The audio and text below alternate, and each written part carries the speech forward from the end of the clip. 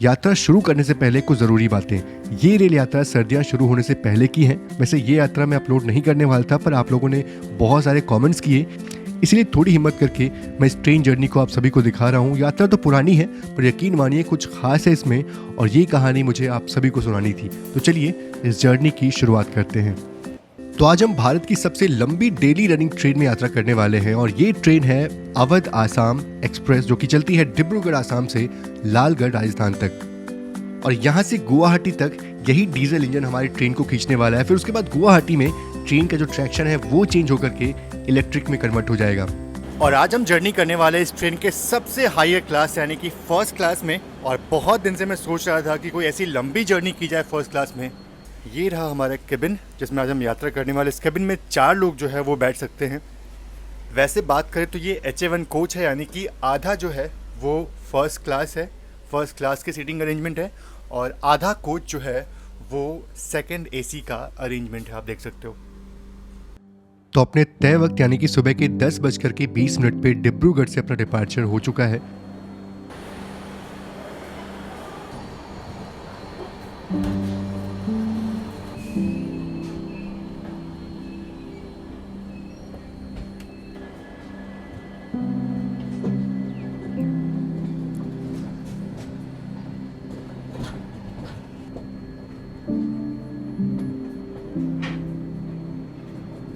तो चलिए सफ़र का आगाज़ तो हो चुका है, अब देखते हैं अंजाम कैसा होता है। वैसे तो ट्रेन जो है वो 65 आवर्स लेती है ये सफ़र पूरा करने में, लेकिन अगर ट्रेन लेट होती है तो ये घंटे जो है वो बढ़ भी सकते हैं।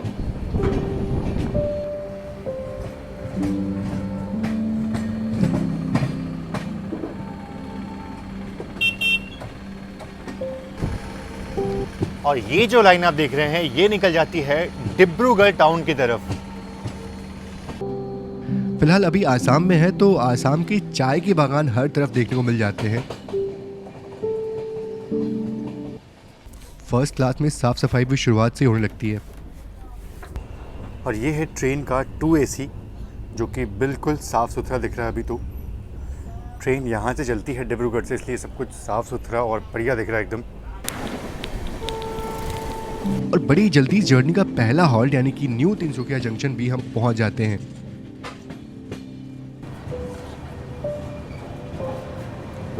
तो ये हमारी ट्रेन का पहला हॉल्ट न्यू तिनसुकिया जंक्शन, और इसको जंक्शन इसलिए बोलते हैं ना क्योंकि यहाँ से एक लाइन निकल जाती है डांगरी और एक लाइन निकल जाती है लीडो की तरफ, जो कि एक लास्ट स्टेशन है।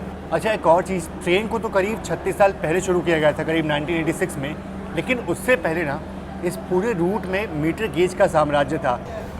तो काफ़ी देर रुकने के बाद ट्रेन न्यू तिनसुकिया जंक्शन से आखिरकार निकल चुकी है, और शायद लगा था किसी ट्रेन से क्रॉसिंग होने वाली है, पर कोई भी ट्रेन हमें यहाँ पे क्रॉस नहीं हुई। और इस जर्नी में मज़ा तो बहुत आने वाला है। नए नए लैंडस्केप देखने को मिलने वाले हैं। चाय के बागान, पहाड़, नदियाँ और उत्तर भारत के लहलाते खेत भी इसी जर्नी में आपको देखने को मिलेंगे।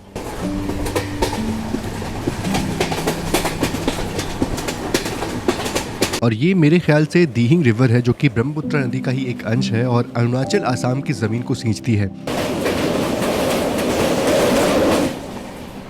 अच्छा, न्यू तिनसुकिया जंक्शन से हमारे को पैसेंजर भी आ चुके हैं जो कि दिल्ली तक जाने वाले हैं।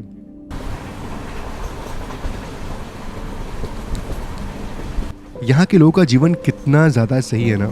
साफ हवा, चारों तरफ हरियाली, और यहाँ के घरों के पीछे ना एक छोटा सा तालाब तो ज़रूर देखने को मिल जाता है।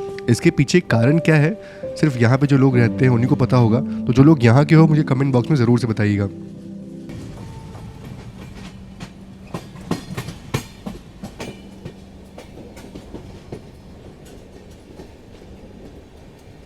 ट्रेन सिमलगुड़ी जंक्शन पे कुछ देर के लिए रुकी थी, पर मैंने यहाँ पे कुछ शूट नहीं किया। पर मरियानी जंक्शन ट्रेन पहुँचने वाली है और वो स्टेशन मुझे आप सभी को दिखाना है।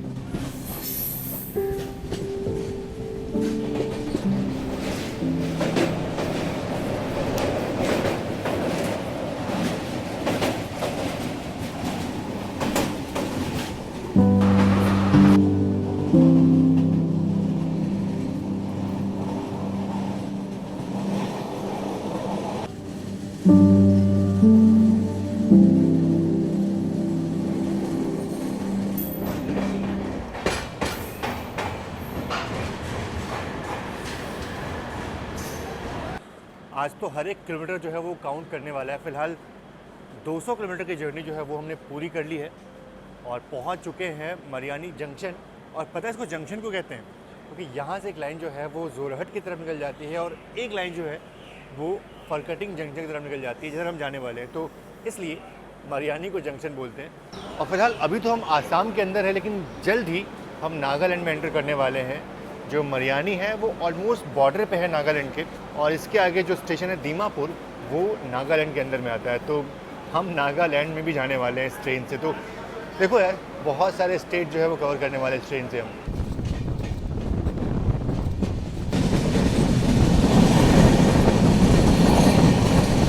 और ये एक छोटा सा स्टेशन है जहाँ ट्रेन काफ़ी देर से रुकी हुई है। शायद से कोई ट्रेन हमें क्रॉस होने वाली है यहाँ पे।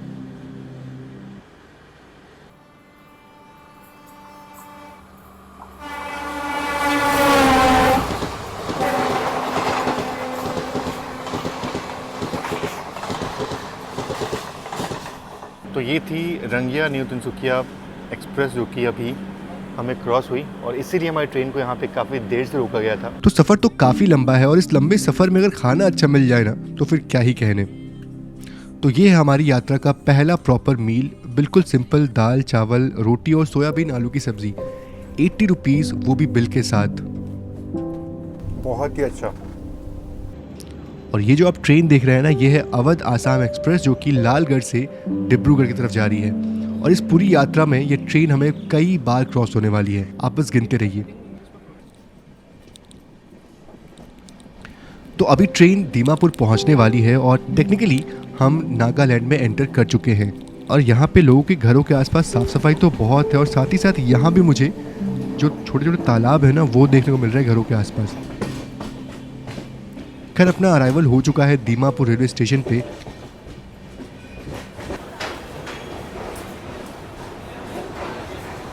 जी हाँ, बिल्कुल, हम आ गए हैं नागालैंड में, और ये हमारा दूसरा स्टेट है। अभी तो बहुत सारे स्टेट जो हम क्रॉस करने वाले हैं। बात करें दीमापुर की तो ये कोई जंक्शन नहीं है, बल्कि ये एक बहुत इंपॉर्टेंट रेलवे स्टेशन है नॉर्थ ईस्ट का। और अजीब बात ये कि अभी तो हमारी ट्रेन नागालैंड में है, लेकिन अभी कुछ ही देर बाद वापस से हम आसाम में एंटर हो जाएंगे। और स्टेशन में मुझे कुछ स्नैक्स आइटम दिख जाते हैं, तो टेस्ट करने के लिए इन्हें लेता हूँ मैं। तो बात ये है कि इस ट्रेन के इतने सारे हॉल्ट हैं ना कि मैं अगर सारे हॉल्ट आपको दिखाऊं तो लगान मूवी से बड़ी मूवी बन जाएगी, जो कि मैं चाहता नहीं। इसलिए जो इंपॉर्टेंट रेलवे स्टेशन होंगे सिर्फ मैं आपको वही दिखाऊंगा। और दीमापुर के बाद लमडिंग जो है एक मेजर रेलवे स्टेशन है एनएफआर में।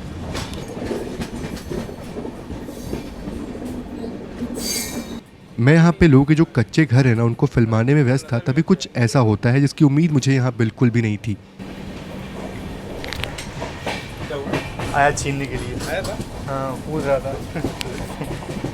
दीमापुर से निकलते निकलते वहाँ के चिप्स जो है ना वो भी ले लिए। मेनली ऐसे चिप्स आपको साउथ में देखने को मिलते हैं, यहाँ भी बनाना चिप्स जो है वो मिल जाता है।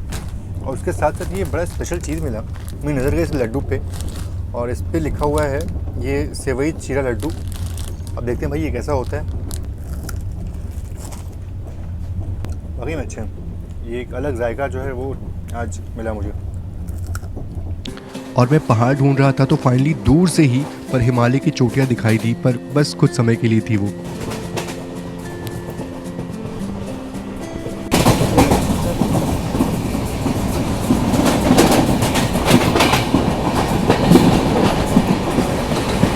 और एक चीज़ है कि मैं यहाँ देखा कि बहुत सारे एलिफेंट जोन के जो साइंस थे ना वो लगे हुए थे। मतलब हाथी जो है वो ट्रैक क्रॉस करते रहते हैं, और बहुत सारे इंसिडेंट आपको देखने को मिलते हैं, न्यूज़ वगैरह आपको देखने को मिलते हैं कि हाथी जो है वो ट्रेन की चपेट में आते हैं। वो होता है ज़रूर, इस लाइन में बहुत होता है। खैर फ़िलहाल शाम के 5 बजे हैं और आपको ऐसा लग रहा हो कि 6:30 का वक्त हो गया है, लेकिन सिर्फ 5 बजे हैं।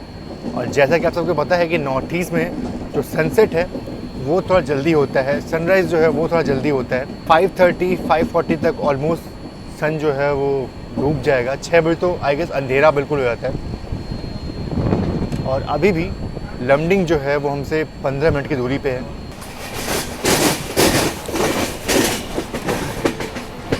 अच्छा, मेरी इस बात से कितने लोग इत्तेफाक रखते हैं ज़रूर से बताइएगा कि ये जो शाम का वक्त होता है ना, किसी भी जगह की खूबसूरती को कई गुना बढ़ा देता है। तो इस खूबसूरत शाम में अपना अराइवल लमडिंग रेलवे स्टेशन पे हो रहा है।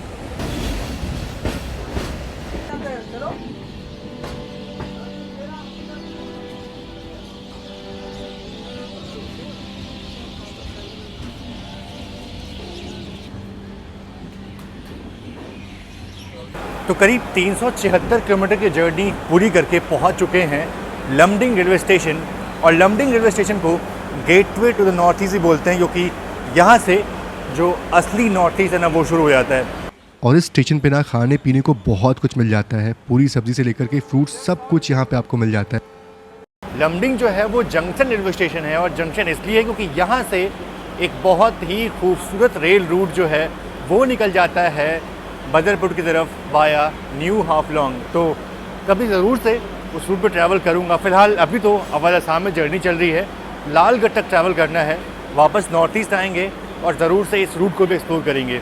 और लमडिंग स्टेशन से निकलने के कुछ ही देर बाद हमारा डिनर भी सर्व हो जाता है।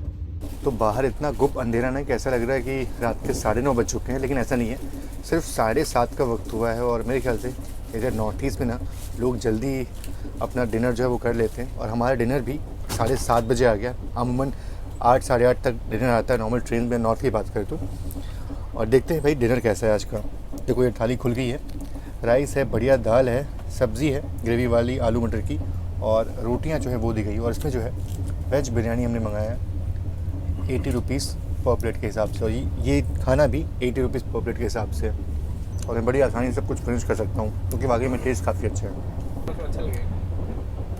ये गुड़ वाले हैं ना, इतने सारे ऑप्शन है हमारे पास, तो मैं तो भाई गुड़ वाले लूँगा। गुड़ के रसगुल्ले डिनर के बाद, वाकई यार आज तो मज़ा ही आ गया।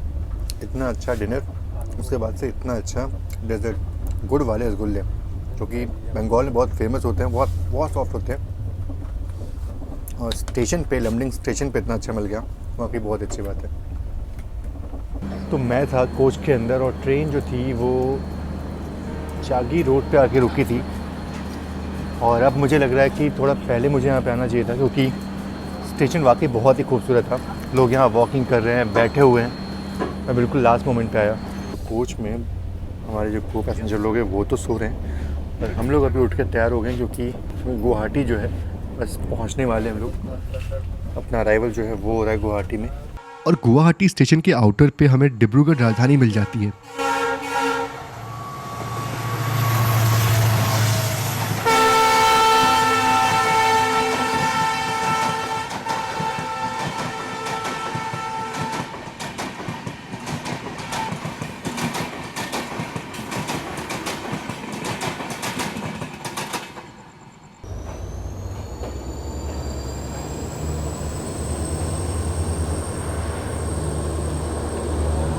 फाइनली पहुंच चुके हैं गुवाहाटी रेलवे स्टेशन। वैसे यहाँ पहुंचने का सही समय था 9:35, और ट्रेन जो थी वो करीब 9:21 पे आउटर पे खड़ी हो गई थी, लेकिन आउटर पे ट्रेन को रोक के रखा गया।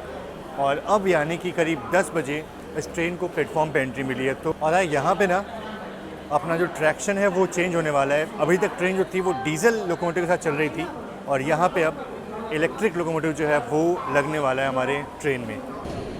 और बात करें गुवाहाटी की, तो आसाम का सबसे बड़ा शहर है ये, और दिसपुर जो कि आसाम की राजधानी है, गुवाहाटी का ही एक उपनगर है।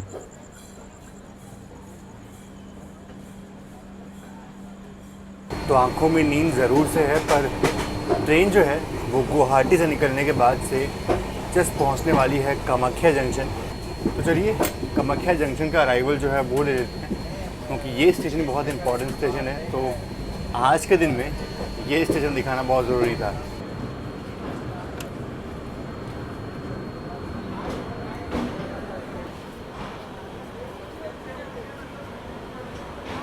और कामाख्या फेमस किस लिए है बताने की ज़रूरत नहीं है, क्योंकि माँ कामाख्या के यहाँ पे बहुत ही विशाल मंदिर है, और देश के कोने कोने से लोग यहाँ पे आते हैं उनके दर्शन करने के लिए। और बात करें कामाख्या की, इसको जंक्शन इसलिए बोलते हैं क्योंकि यहाँ से एक लाइन निकल जाती है रंगिया की तरफ, और एक लाइन निकल जाती है ग्वालपारा की तरफ, और दोनों ही लाइन मिल जाती हैं न्यू बोंगिया गांव की तरफ। यानी कि अगर हम रंगिया की तरफ से भी जाएं या फिर ग्वालपारा की तरफ से भी जाएं, तो भी जो डेस्टिनेशन है, जो मिलन है, वो न्यू बोंगई गांव में होगा। तो इसीलिए कामाख्या को जंक्शन बोलते हैं। और कामाख्या से डिपार्चर के तुरंत बाद सराय घाट का एक विशाल ब्रिज जो है वो देखने को मिलता है। तो वो ब्रिज देखते हैं, और उसके बाद से सीधा आपसे मिलते हैं सुबह के वक्त में। किशनगंज पहुंच रही होगी अगर नींद खुली तो।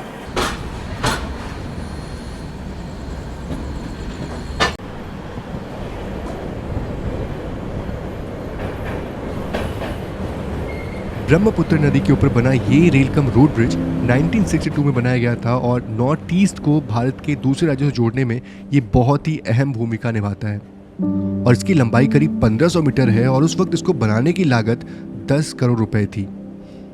दिन के वक्त में तो ये ब्रिज बहुत ही बड़ा और खूबसूरत लगता है, पर रात के वक्त में खूबसूरत तो नहीं पर एक भयानक आवाज़ ज़रूर सुनाई दे रही है। रात तो बहुत हो चुकी है और हमारे को पैसेंजर तो कब के सो चुके हैं। अब फाइनली आज के लिए बस इतना ही और हम भी अब सो जाते हैं और देखते हैं कि सुबह हमारी नींद जो है वो कहाँ खुलती है। और सुबह जब नींद खुली तो ट्रेन अभी भी वेस्ट बंगाल में थी और जल्दी ही बिहार में एंटर करने वाली थी।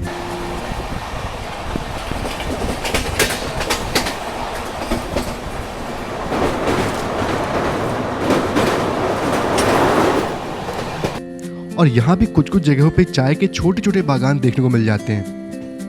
मैं जितनी बार भी बोलूं पर ये सच है कि अगर भारत की असली सुंदरता को देखना है ना तो ट्रेन से अच्छा कोई और साधन नहीं हो सकता एक्सप्लोर करने के लिए। तो दिन की शुरुआत होती है अलुआबाड़ी जंक्शन से और ये जो आप लाइन देख रहे हैं ना, ये लाइन आ रही है सिलीगुड़ी से और इसीलिए अलुआबाड़ी जो है उसको जंक्शन बोलते हैं। फिलहाल बस अराइवल अपना होने ही वाला है।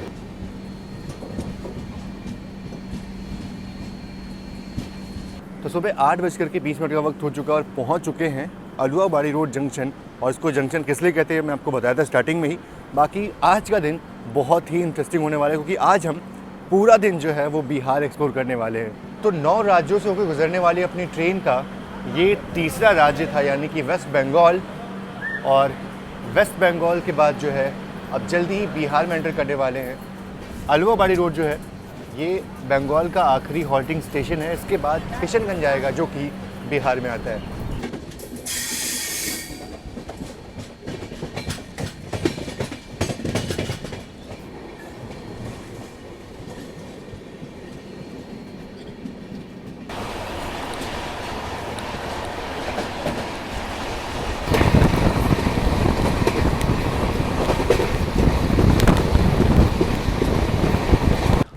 और ये कोई बड़ा स्टेशन तो नहीं है जिसका स्क्रिप्ट मैं आपको दिखा रहा हूँ, पर ये वही स्टेशन था जहाँ 2 अगस्त 1999 में एक भीषण रेल दुर्घटना हुआ था जब डिब्रूगढ़ जाने वाली अवध असम, जी हाँ हमारी वाली अवध असम, ब्रह्मपुत्र एक्सप्रेस से जाके टकरा गई थी और 300 से भी अधिक लोगों की जान गई थी।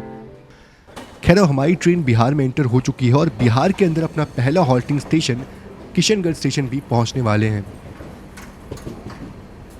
वैसे बात करें किशनगंज की ना तो उसके नाम का एक बड़ा अच्छा इतिहास है। मेनली यहाँ पे जो मुस्लिम पॉपुलेशन है वही आपको देखने को मिलेगी। किशनगढ़ पहले पूर्णिया ज़िले का ही एक हिस्सा था। फिर 1990 में ये दोनों ज़िले एक दूसरे से अलग हुए और मुग़ल शासन के दौरान इस जगह का नाम पहले आलमगंज था। वैसे किशनगंज पहुँचने का सही समय था 7:55, पर ट्रेन यहाँ पे अराउंड 2 घंटे की देरी से पहुँची है। अवध असम है, आराम से चलती हुई चलेगी, कोई जल्दी नहीं इस ट्रेन को। और बस दिक्कत इस बात की है कि लालगढ़ पहुँचते पहुँचते ट्रेन लेट ना हो।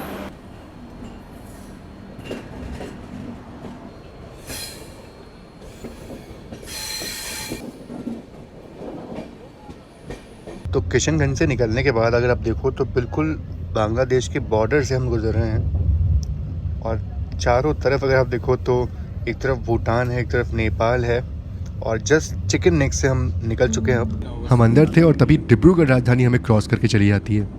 राजधानी है।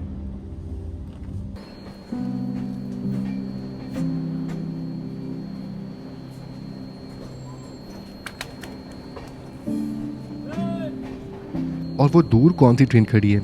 मेरे ख्याल से सिक्किम महानंदा ही होगी।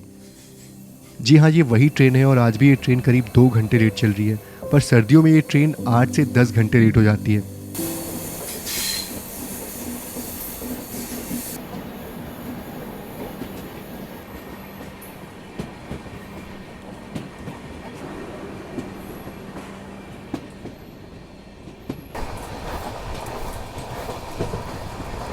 फ़िलहाल 11 बजे ही अपना लंच जो है वो सर्व हो जाता है। हमने 2 प्लेट जो है वो मंगा के रख दी थी ताकि जो टेस्ट है ना वो कर ले हम लोग।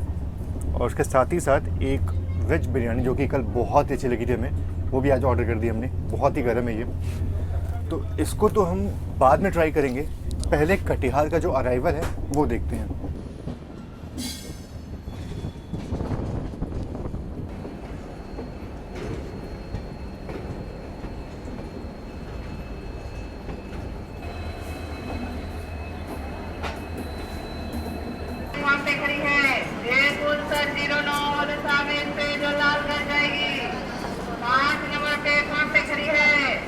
तो कटिहार पहुंचते पहुंचते हमने करीब 1166 किलोमीटर की जर्नी जो है पूरी कर ली है।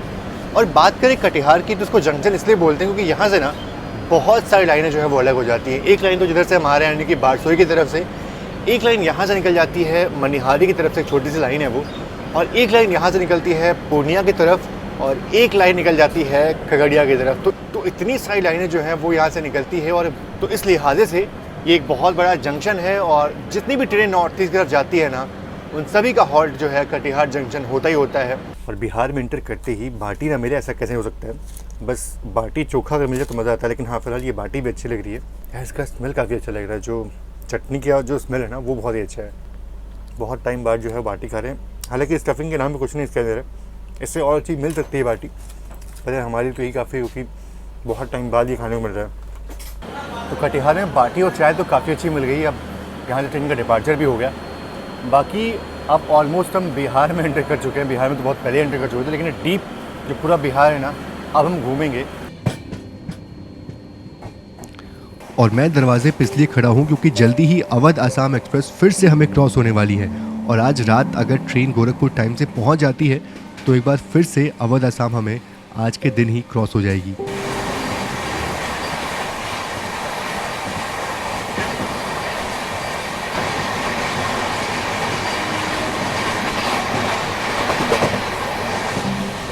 तो ये क्रॉस हुई अवध आसाम एक्सप्रेस, और इसके तुरंत बाद ही बिहार की सबसे प्रचलित नदी यानी कि कोसी नदी भी क्रॉस हो जाती है।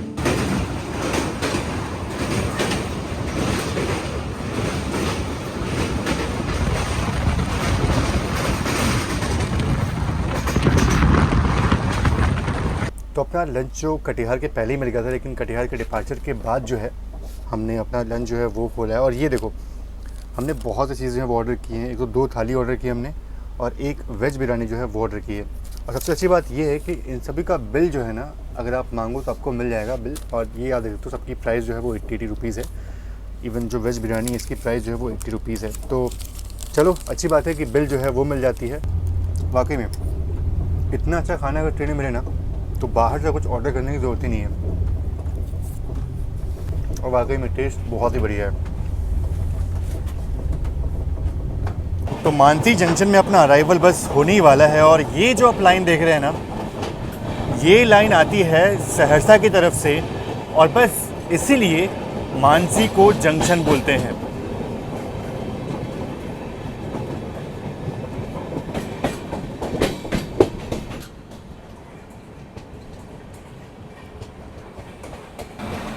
जनहित एक्सप्रेस पाटलिपुत्र सहरसा, और ये ट्रेन उसी सहरसा वाले रूट से जाने वाली है। ऑब्वियसली इसका हॉल्ट ही सहरसा है। Train number 15909 Awadh Assam express from Dibrugarh to Lalgarh junction. और ये स्लीपर क्लास का हाल है। Delhi has arrived on platform number 1।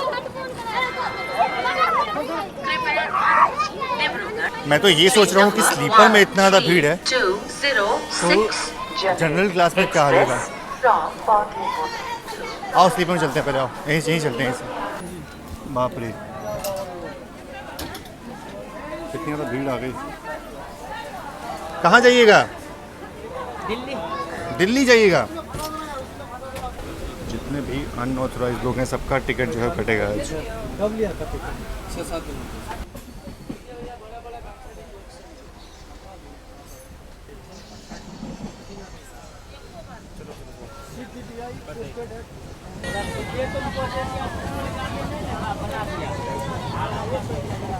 तो अभी तक जितना मैंने देखा ना, मोस्टली लोगों के पास टिकट जो है वो नहीं है।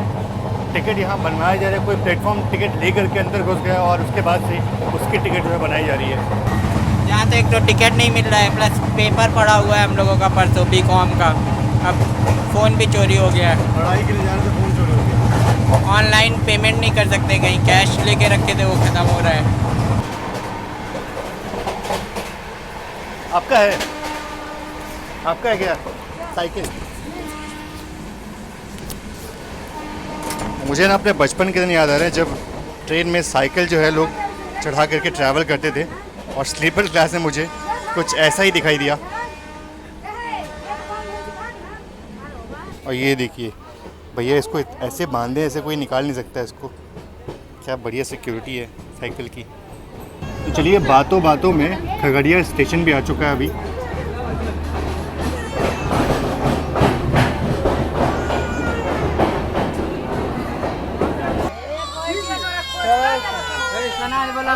अरे बाप रे बाप। पपीता, लिट्टी चटनी, पर हमारे पास जनरल में जगह नहीं होगी खाने के लिए, यही लेके चलते हैं। तो ये है जनरल क्लास का हाल। देख के तो ऐसा लग रहा है कि अंदर शायद घुस ना पाए, लेकिन ट्राई करना पड़ेगा। मैं सोचा था कि बिहार में एंट्री करेंगे तो जो बिहार का जो मेन लोग हैं, जो लोग ट्रैवल करते हैं जनरल क्लास में, जो लोग दिल्ली तक जाते हैं, थोड़ा उनके साथ सफ़र करते हैं और देखते हैं कि कितनी तकलीफ़देह सफ़र होती है जनरल क्लास में। चलिए कोशिश करते हैं अंदर घुसने का। जनरल में तो नहीं घुस पाए, लेकिन स्लीपर में घुस गए फिलहाल। सामने जनरल क्लास है और अपना डिपार्चर जो है वो खगड़िया से हो चुका है। डिपार्चर नहीं ले पाएंगे हम। अच्छा, आपका बैग अंदर है, कीमती सामान होगा, कोई वॉशरूम करने जाएगा उसमें से कुछ घपला कर देगा तो खाने पीने का सामान है बस। अच्छा चलिए, जब इतना भरोसेमंद तो ठीक है फिर तो। यार बहुत लोग हैं जो लोग यहाँ से दिल्ली तक सफ़र करने वाले हैं और वो भी ऐसे ही खड़े होकर के। और यहाँ के लोग बहुत ईमानदार है, इतना घपला उपला नहीं होता। हाँ, लोग तो बिहार के ईमानदार हैं, अच्छे हैं, लेकिन मैं बता रहा हूँ ना, सभी लोग नहीं होते ना, हर जगह कुछ ना कुछ तो ऐसे लोग होते ही हैं। चाहे कितना भी अच्छा प्रदेश क्यों ना हो, कुछ चुनिंदा लोग तो होते ही हैं। मैं उनकी बात कर रहा हूँ। ये इसी में यात्रा कर रहे हैं क्या आप लोग? ये क्या कर रहे हैं वॉशरूम में? ये बैग टांग दिए। अच्छा बैग टांगे अपना। अच्छा फिर ठीक है, हमको लगा उसी में यात्रा करिए। नहीं, हम देख रहे हैं कि लोग कितना मजबूरी में सफ़र करते हैं यहाँ पे। वही बस। कहाँ तक जाइएगा आप लोग? दिल्ली तक ऐसे ही जाइएगा? कहाँ से आ रहे हैं? खगड़िया से ही बैठे हैं। यही है जो हमारे करता धरता है। अब हम ये हमें पार करवाएंगे। इनको टेक्निक पता है अंदर घुसने की। चलो भाई, इनके पीछे पीछे क्या कर रहे हो? अगर हमें उस पार तक जाना है तो बहुत तकलीफ़ों का सहारा जो है वो लेना पड़ेगा। कहाँ तक जा रहे हैं सब लोग? कहाँ तक? गोरखपुर। गोरखपुर तो आ जाएगा रात तक। दिल्ली वाले नहीं है क्या कुछ? ये बढ़िया भैया आपका, ये बहुत बढ़िया जगह लेटे हुए हैं। अरे अम्मा, कहाँ तक जाएंगे भैया आप? कहाँ तक जाइएगा? गाज़ियाबाद। ऐसे बहुत लोग हैं जो लोग शॉर्ट डिस्टेंस पे ट्रैवल कर रहे हैं, कुछ लोग लॉन्ग डिस्टेंस तक जा रहे हैं और कुछ लोग को जगह नहीं मिलती है तो कुछ लोग लगेज वाले स्पेस में भी अपनी जगह बना लेते हैं। जगह बनानी पड़ती है अगर आपको लॉन्ग डिस्टेंस ट्रैवल करना है जनरल क्लास में। तो एक चीज़ है कि ये दीन दयालु कोचेज़ हैं, तो जो ऊपर वाली सीट्स होती है ना, इनकी भी कुशनिंग जो है ना वो बढ़िया होती है ताकि अपर बर्थ पे भी लोग आराम से बैठ सकें। ये बहुत पहले शुरू हुआ था, तो कम से कम सीट जो है ना लोगों को बैठने के लिए मिल जाती है अगर ऐसे कुशनिंग वाली हो तो। हालांकि कुशनिंग ना भी हो तो भी लोग अपर बर्थ पे सफ़र करते ही करते हैं। हालांकि ये पहले सिर्फ लगेज के लिए इस्तेमाल होता था, लेकिन भीड़ को देखते हुए कुछ ऐसा इंडियन रेलवे को करना पड़ा। इसको कोई ऐसा नहीं हो कि जाते हैं वॉशरूम में तो कोई और आके बैठ जाता है, इस पर बैठ जाता है, लेकिन बैठ जाता है, उठाना पड़ता है फिर ना। आप कहाँ तक जाइएगा? हाँ, बठिंडा। यहीं से आप चढ़े हैं? आपको भी लंबा सफ़र तय करना है। दिल्ली चलो, दिल्ली तो कल आएगा, कल शाम में 3 बजे आएगा। बठिंडा आपका रात में आएगा 10 बजे। सबका लंबा सफ़र है भाई। बहुत लोग हैं जो लंबा सफ़र कर रहे हैं इस ट्रेन में, और कोई तो है जो एंड टू एंड तक भी सफ़र कर रहे हैं। वो उनके लिए बहुत दिक्कत की बात है।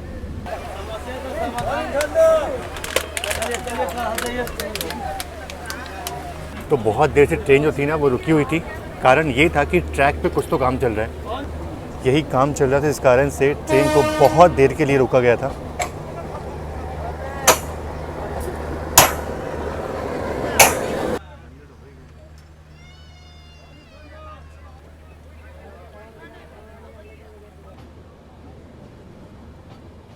कैसे भैया पेड़ा? 10 का भैया। हमको बस टेस्ट करना था, टेस्ट कराइए। तो इस तरह के जो पेड़े होते हैं वाकई बढ़िया होते हैं, हम ट्राई कर लेते हैं।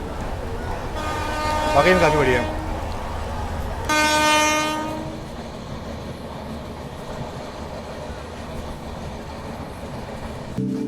और यहाँ जनरल क्लास में यात्रा करके मैं यही सोच रहा होता हूँ कि मैं तो बस कुछ घंटों के लिए यहाँ पे हूँ, पर उनका क्या जो रात में भी इसी क्लास में सफ़र करने वाले हैं, कितना ज़्यादा परेशानी से भरा होने वाला उनका ये सफ़र। तो फिलहाल पहुंच चुके हैं बेगूसराय और आपने देखा कि कितनी ज़्यादा भीड़ रहती है जनरल क्लास में। और ये जो भीड़ है ना, ये मेनली एनजेपी तक रहती है। एनजेपी तक तो ट्रेन बिल्कुल खाली रहती है, लेकिन उसके बाद से ये जनरल क्लास जो है वो भरता है। जनरल क्लास नहीं बल्कि स्लीपर क्लास भी काफ़ी ज़्यादा भर जाता है। और ये जो भीड़ है ये पूरा दिल्ली तक रहने वाली है।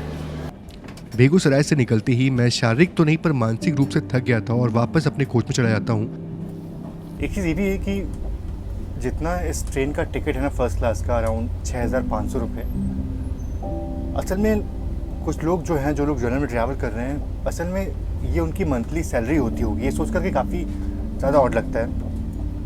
और आज इस पार्ट में बस इतना ही। लंबा सफ़र तो है, पर मेरी कोशिश यही होगी कि अगले पार्ट में आपको लालगढ़ तक की जर्नी जो है वो दिखा पाऊँ। पर आज के लिए बस इतना ही। मिलते हैं दूसरे पार्ट में, तब तक के लिए आप सभी का बहुत बहुत धन्यवाद।